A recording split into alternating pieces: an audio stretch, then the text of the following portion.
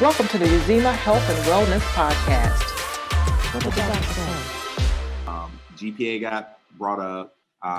Also was working. But you know, with graduate school, it's a lot more, I guess, not flexibility per se, but you do have a little bit more time. Okay. And so was able to save up and take, I think I took Princeton Review. So I took Princeton Review. And that's not cheap. That's not cheap. It's not. And then exam crackers. I bought like some of the self-learning study tests and questions on the exam crackers. So I kind of did a mixture of independent study and a course and a guided structured class. Right. I think I brought my score at like 20 points. Yes, you can do it. Mm-hmm.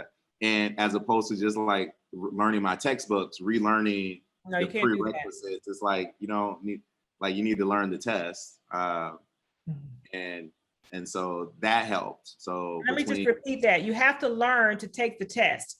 And so when you hear things like, oh, well, maybe you're not qualified to be a doctor, all you need to do was sit down and say, okay, I need to learn how to take the intrinsic test.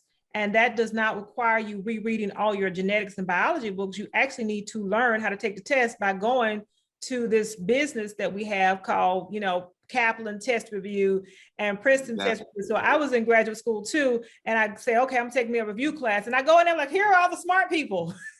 They learning to take the test. And that's what I did. And so that's what they don't tell you. They don't say, well, you know what?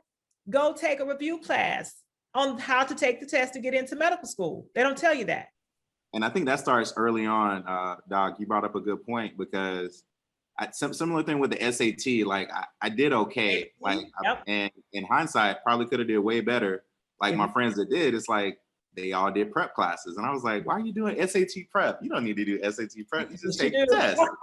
But if you don't, if you don't do well at standardized tests, then it's like having a kind of structured curriculum to kind of help you not psych yourself out and to know how to take the test and to pace yourself, just like test taking strategy, because it's different from like the academic type tests that you get. So all of those things from like 2008 to 2010, I think set me up to get into medical school.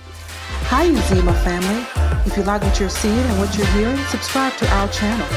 Hit the bell icon below to be notified of our recent videos. What the doctor say?